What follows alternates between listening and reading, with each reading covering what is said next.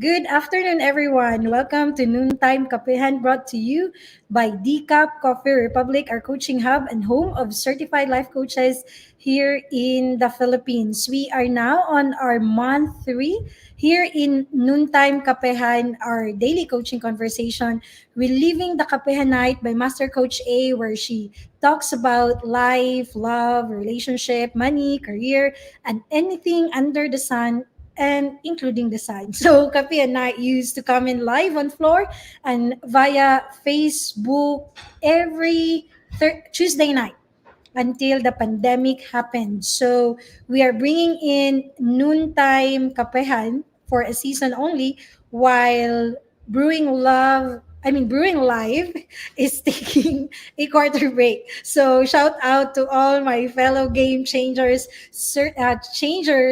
serving in the space and advancing life coaching. So if you find in your heart to support the works that we do, you may give us stars. Oh, di ba? Favorite yan ni Coach Part. Come on. So, or love gift through bank deposits. Just check the bank info in the caption of this video. So, for your food and beverage, the cup is open from 9 a.m. to 8 p.m. for dine in, pickup, and delivery. Order through 0917-586-1661 and avail of free I Dream Inspire Journal for you or someone you wish to bless to help jumpstart with their bucket list and things that they desire to do and achieve beyond limits. Also, last month, Master Coach A officially launched the Be Learning Society, the tech maker of Be Learning Home for Mental Fitness, and Decap Coffee Republic is hosting the Be Learning e-card that unlocks opportunities to smarter living with monthly perks. So first is 5% food and beverage discount from Decap Coffee Republic. Second is mental model masterclass by Master Coach A, happening every third Saturday of the month. And third is 90-minute coaching session with senior coaches from Life Coach Philippines. So for this month's mental model masterclass scheduled on June 19 at 7 p.m., Master Coach A will teach the mental model barbell. So discover how you can develop mental fitness by regular lifting of the mental model barbell. So for more information and registration assistance, connect with me through 0917-586-1661. So moving on, for today's episode, I will be sharing about the heart, or shall we say, how's your heart? Please do tag your friends, share this video link, and invite others to join our conversation. If you are watching this on a replay, comment hashtag replay, and do let us send message if you wish to connect with any points that resonates with you.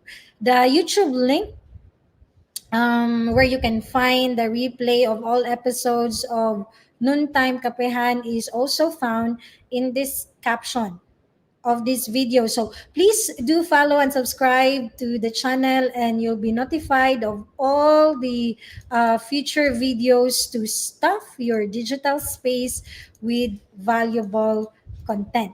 Okay, so thank you so much for joining me in this noontime kapehan. Let me just greet Coach Maureen, who happens to be on floor with me right now, to Mayor Leonard all the way from La Trinidad. Magandang hapon.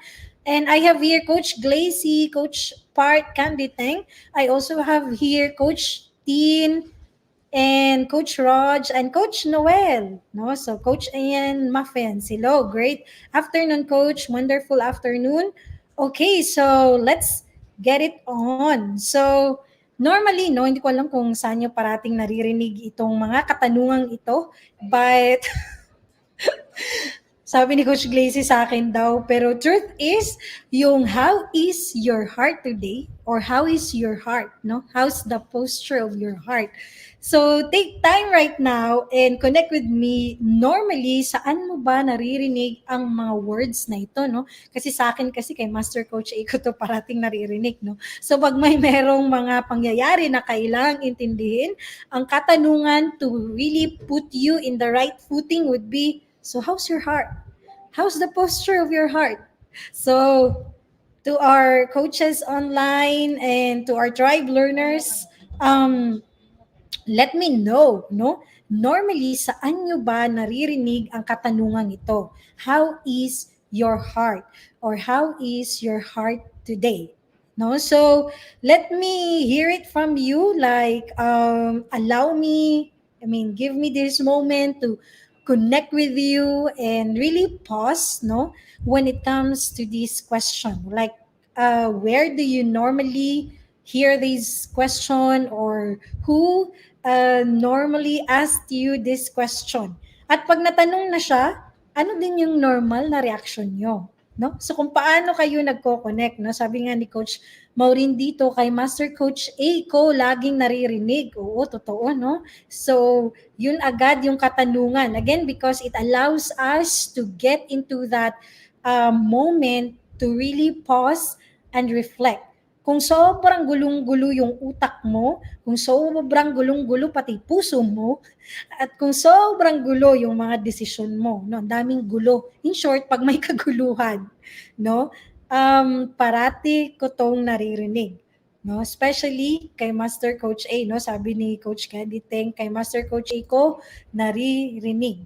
No, so if you also Google this question, no, marami ka ding mababasa na article about it, no. So one of the articles that I find interesting is actually more of a precept coming from a book entitled The Disease of Being Busy, no? So parang tayo din 'yan kung minsan sa buhay natin yung mga thoughts din natin, busy. Kaya din yung mga actions natin, kunwari, busy. Ganon din, no? So, nagre-reflect lang kung anong nasa utak, siya din yung gawa. So, one of his, very interesting perspective, no? This is actually coming from the disease of being busy, no? That I want to also share with you and let me know how you are also connecting, no? So, sabi dito, whatever happened to a world, no, in which like kids get muddy, no? So isipin niyo tong mga moment na to, yung mga naglalarong mga bata or ikaw din yan, no? Years ago, mga 5 years ago, ganon lang. Hindi, no? Yung bata ka pa. Yung mga moment na sobrang tuwang-tuwa ka lang sa ulan, no? Or even getting messy, no? With what? Pag naglalaro ka nung buhangin, no, that you're trying to like build like a castle or gagawa ka kunwari ng hole, no, and then start getting messy, no. So when we look at children, no, at some point as well, when you were a child, wala silang ganun masyadong concept, no? Like, pagdating sa pagiging busy, no? They're just like, when they do things, they're having fun.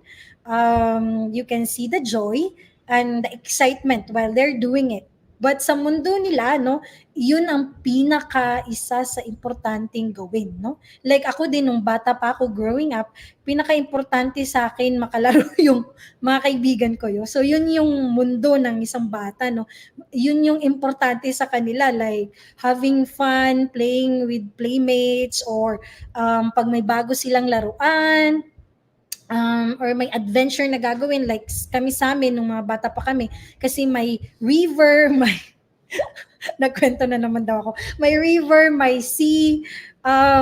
Normally, yung ginagawa namin, nag-fishing kami, no, gamit yung stick, no? Tapos yun yung katuwaan namin. So, that is actually not business, no, sa amin. We're just really, really having fun. So, what happened to a world in which we can sit with the people we love and have slow conversations about the state of our hearts and souls. Conversations that slowly unfold, like conversations with pregnant pauses, o malami, long pauses and silences that we are in no rush to feel.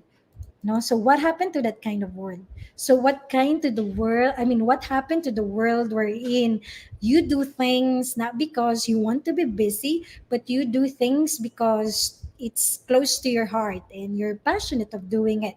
Just like when we were children, we were passionate when we see a new toy, we are passionate in making use of that toy, no? So yung mga toys na yan, pwede silang part ng storytelling natin or pwedeng part ng paglalaro natin, no? Or going to a new place, no? So pagdadalhin ka sa beach ng mga magulang mo or maliligo kayo ng dagat, no? Well, ito yung ako, no? So hindi ko alam sa inyo. Let me know your thoughts in the comment, no? Kung paano, what's fun, no? And what do you normally do when you were a kid? No, so sabi nga, hello Coach Maan, thank you for joining. Coach Sean, thank you for joining. Ang saya naman ng may river at sea near your childhood place. Oh, coach, no? So parang end siya, yung lugar namin end siya ng river, mouth din siya ng dagat. So parang ganun, nasa gitna, no? So sabi ni Coach Glacy, mangingisda. Oo, kasi may sea. Thank you, Coach Glacy. No, ngayon, ang pangingisda ko ay tao. Ganun, no, hindi na fishes. Naipush ko yon. Naghahanap at grabe yung mga reaction dito ng mga coaches na kasama ko. Sabi ni Coach Glacy, kuha ng bunga ng bayabas. Oh, sinong makaka-relate no? So that's not being busy, no, when we were kids. Like, it's having fun and doing something that matters to us. Especially pag nakuha mo yung bayabas, yun yung goal mo eh. Makuha mo yun kasi medyo matayog yun, di ba, Coach Glacy? Tapos, syempre si Coach Park, iba yung gawain ni Coach Part, no? So, hindi pangunguha ng bayabas at nagtanong talaga siya ano yung aratilis. Kitang-kita ko, di ba? So, gawa ng Goma Mela Bubbles. Oo, syempre, kay Coach Rog yan, makaka-relate siya sa Goma Mela Bubbles. So, meron kaming discussion, no, kung ang nectar ba galing sa Goma Mela ay poison. Hindi, no? Kasi ginagawa siyang bubbles, di ba, Coach? Tapos binoblow natin. So, okay naman. Nakasurvive naman kami. Nakaka-relate din si Coach Maan, di ba? So, those things that we do, no, it is not to make us busy. Those things were not done out of because we want to be busy. No, ginagawa lang natin talaga yun dahil we're having fun. And of course, it matters to us. It matters to us na makagawa tayo ng bubbles galing sa Goma Mela nectar. Pwede, sabi dito ni Coach Rog, nectar ang nang Okay, let me correct that, no? Ang sabi, pinaglaban ni Coach Rog, ang nakakain ay nectar ng santan. At least sa mundo niya, no? Dito,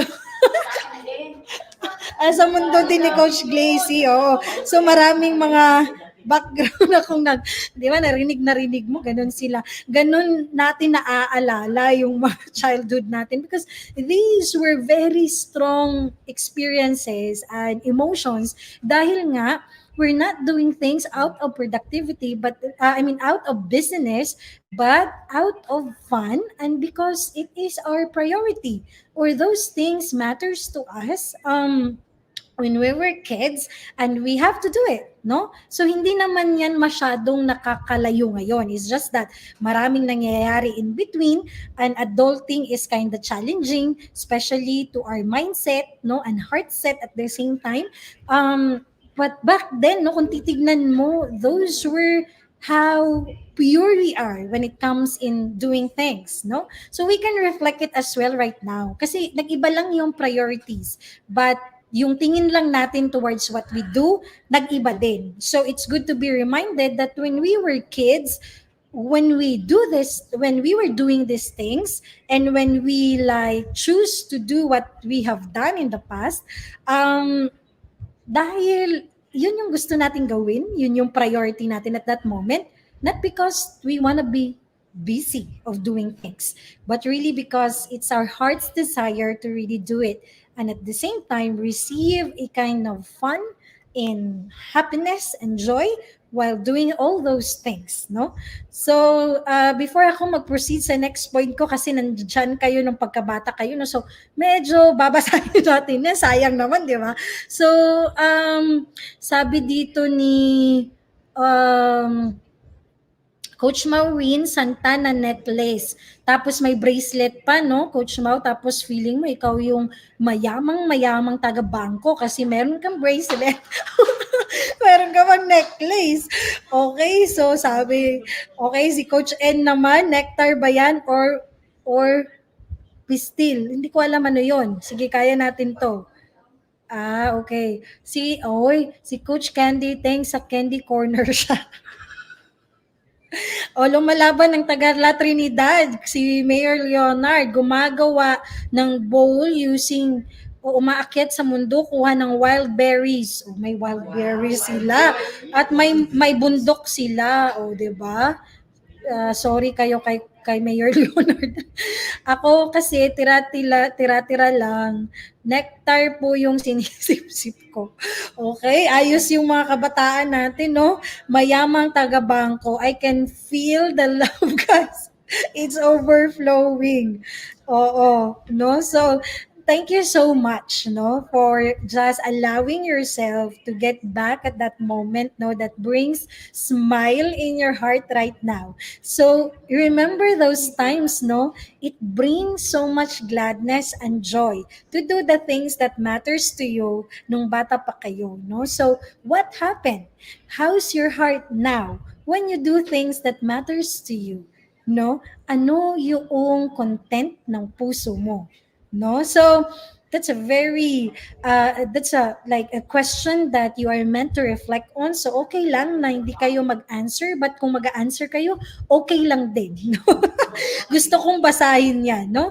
So sabi doon pa, no, sa article na 'to, yung katanungan na yun, no, that's just allowing yourself to really, every time you do conversation or you do things, allowing yourself to just feel your heart with no rush, no? So sabi din doon, these lines made a deep impression, no? Don't we all hunger for like a breathing room, for peace, for like a solitary reflection, and also to be seen and to be understood, no? Especially pag nakikita na din natin yung content ng puso natin when we are doing things, no? So, doesn't every heart long for the kind of quiet, one-on-one conversation, ngayong malalaki na tayo, that allow time and space for vulnerability, intimacy, and soul connections that run deeper than words, no? Kaya yung mga bata, hindi naman sila masyadong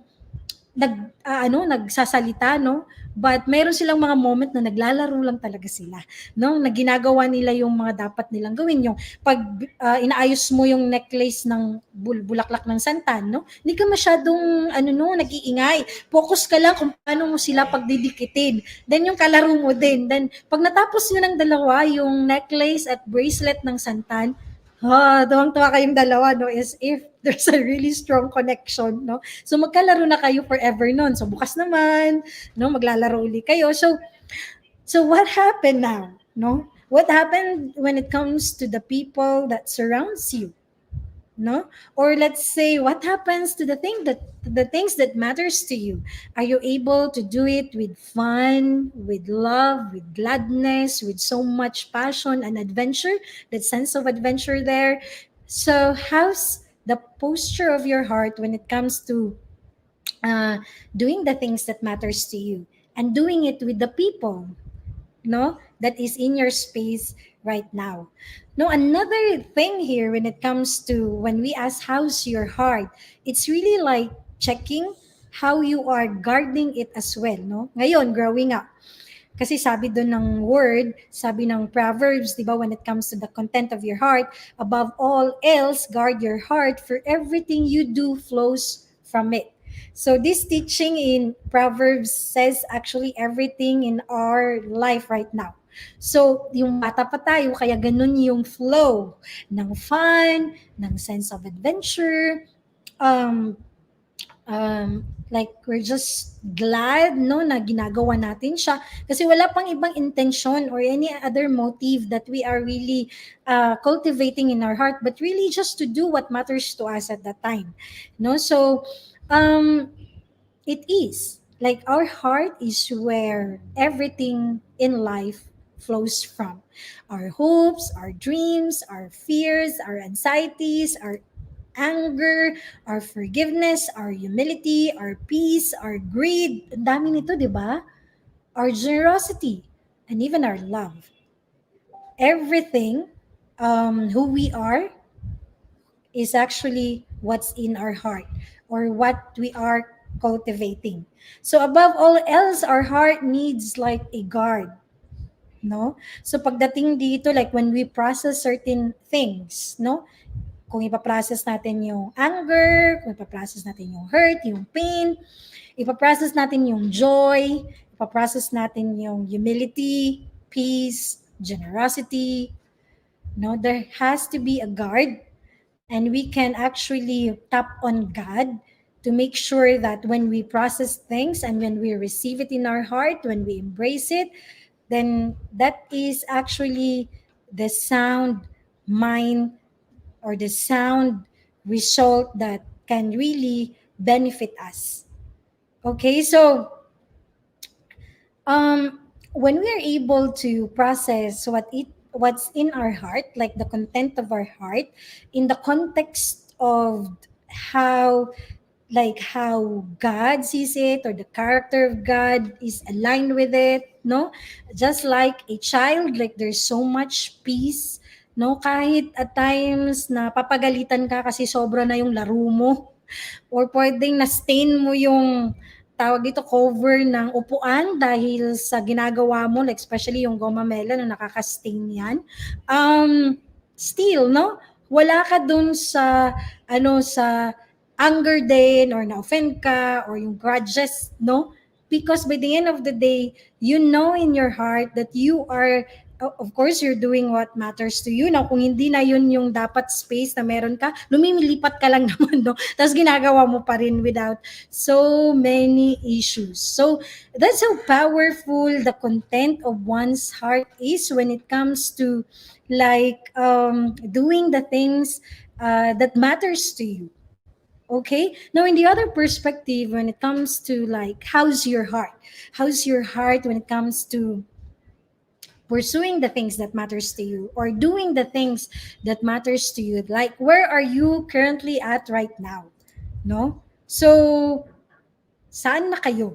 When it comes to your posture, when it comes to the content of your heart, no so like for example doing what I'm doing here at the Cafe Republic and doing life coaching, doing things as an operations manager and doing things as a life coach, no um from time to time may mga bagay na bumabara at some point, no so pag bumabara na, bara yan when it comes to when you feel bara is equal to like burden or struggle or conflicting issues deep inside you that you aren't able to resolve. No, andyan siya parate.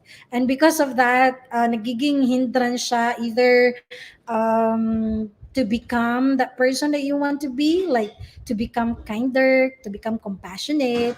No, sometimes yung bara na yan or burden na yan, yung struggle na yan, yung challenge na yan, yung issue na yan, deep inside you that you feel almost, from time to time, um, nagiging hindrance siya to to become the person that you want to be or to achieve the kind of results that you want to see in your life.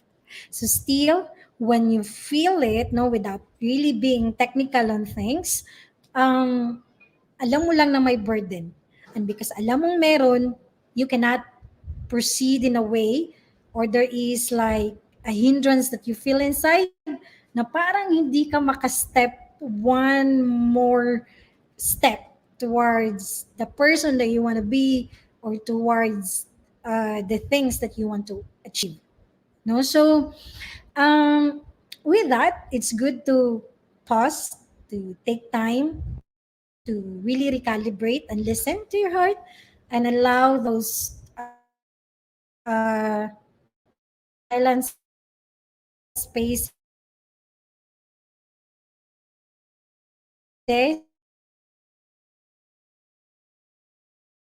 silence in, it doesn't mean isolation, no. It can be na empty ako, guys.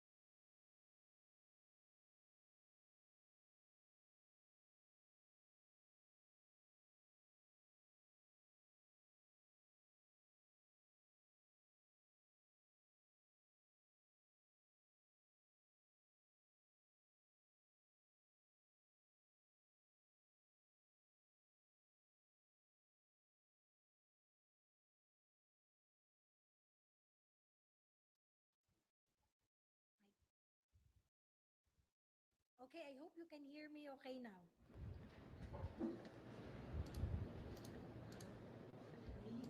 Okay, can you hear me?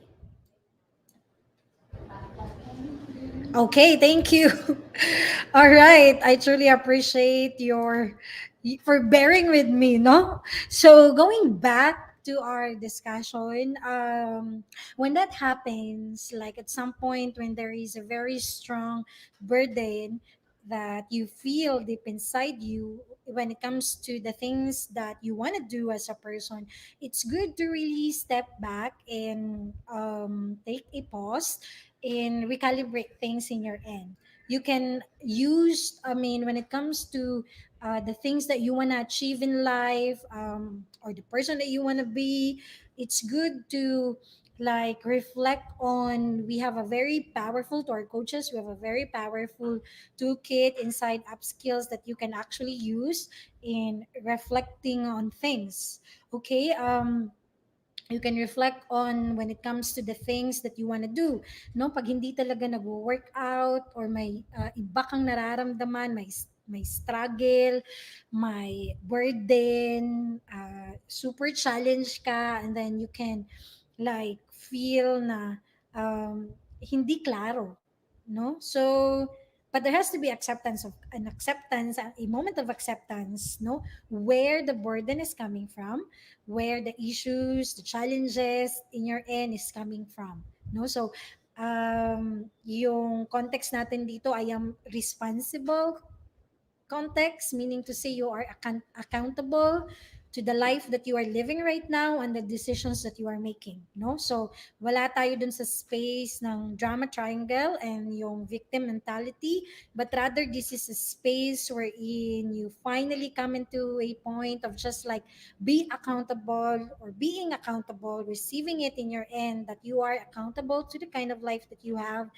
and accountable to the decisions that you're making. Okay? Yun yung space ng pinag-uusapan natin ngayon. So, if that is the case, then you might want to reflect on yung mga goals na ginagawa mo. Is it like right for you? Is it consistent with the other ambitions and inspirations you have in life? Is it really what you want for yourself? No? So, just really come to a point of honesty when it comes to, or be honest when it comes to doing the things that matters to you. You can also check on what do you exactly need to accomplish so you can be able to achieve the goal that you want. How can you like break down these things into smaller chunks, no? If yun yung nagiging challenge, no, so it's so big, you know, the thing that you want to achieve is so big. um you can find ways to actually break down large goals or things that you want to achieve, no? And what are all the specific small steps that you need to take to get to your larger goals, and how will you keep track and measure every step that you take? So come to a point of, you know, facing yourself to be exact, no, to what you really, I mean, how to do it, no. So, and be authentic as well with the kind of things that you want to like achieve. Like, are you really consistent with the goals that you want? um are the goals that you want to achieve consistent with your core values and beliefs? Does it align with your strengths and unique gifts? Does it reflect what matters to you as a person? So, importanteng maging authentic ka, no? Towards the person that you want to be or towards the things that you want to achieve in life.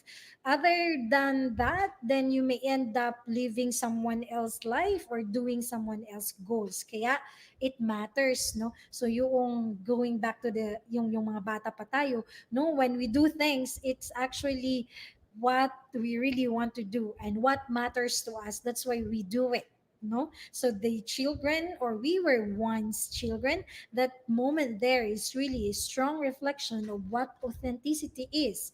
Now you need to also check on being realistic as well with the things that you want. Like, is the goal that you want to achieve realistic in the light of your other obligations? No, kailangan mo ding i-consider yon. Do you have time, energy, motivations to complete this goal? If you commit to this goal, is there anything that you need to give up?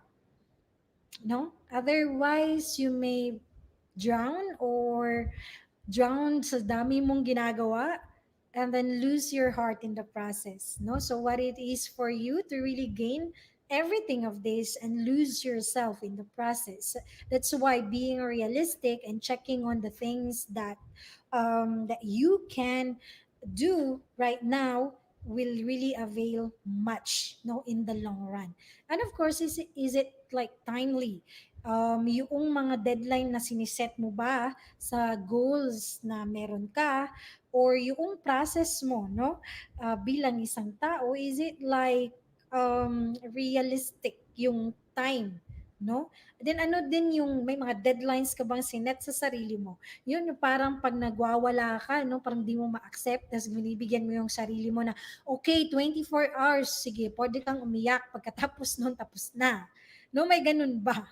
May deadline ka rin bang binibigay sa sarili mo? And even the goals, no, may deadline ka ba kailan mo dapat na-achieve to? So, how long will each step take? What are the checkpoints for each step? And by when you will accomplish each step? So, actually, I have shared with you our heart test, no?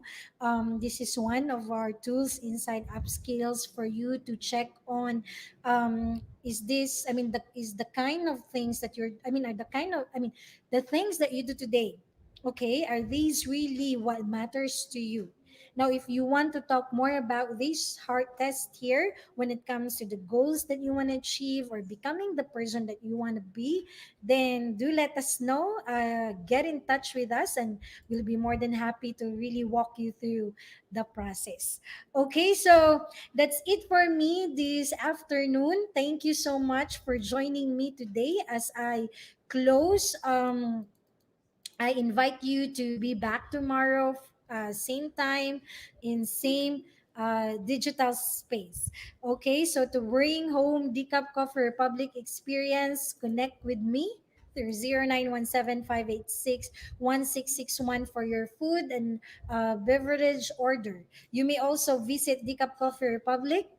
We are inside Pioneer Center compound at Capitolio, Pasig City. That's across Bayanihan.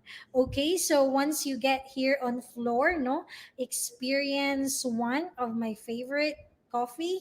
That's my favorite drink. That's Cafe Pandan, no. So I want to invite you one of these days to really take some breather, take some heart check, heart test, and like just be with yourself and check on really how's the posture of your heart in this season of your life, no. So one of the memorable experience that I have here in Decaf Coffee Republic is actually talking to different people, um, and really just connect with them. Take time to connect with them, hear their stories, where they're coming from, how they have come to know us, and the wins that they have, the battles that they have fought. Okay, so that's one of, my favorite moment here at the Cup Coffee Republic. So I invite you as well to take time to have a moment here in our home, in here in our beautiful home, so you can be able to like really again take time to assess the posture of your heart, as if that is a transition that you're going through right now, then to make sure that you are transitioning towards the kind of life that you want, not how people are expecting it, no. So how they're expecting it for you to live your life, but rather really taking time to understand the posture of your heart, how's your heart towards doing the things that matters to you. And also with that, yeah, do come here and let us connect and allow us to listen to you and to be part of that process, no. So help is also available, but you need to really reach out and speak up so we can be able to hold your hand in whatever you're going through right now. Okay, also, I want to invite as well for those who are able to experience Decaf Coffee Republic to also leave your comment and leave your review at Decaf Coffee Republic page. Also, we have one in Google. So I invite you to bless us as this place and the people has blessed us. I mean, has blessed you as well. You'll never know who you will be able to like reach out because of your review, and that will truly bless every one of us, not just our space, but also to the people who are searching for a place right now to just for them to be able to connect back to who they really are. Okay, so once again, I am inviting you to join and be part of our Be Learning journey for living smarter with monthly perks. So see you tomorrow. Love, bam, boom. Love, bam, boom. Love, bam, boom. Goodbye.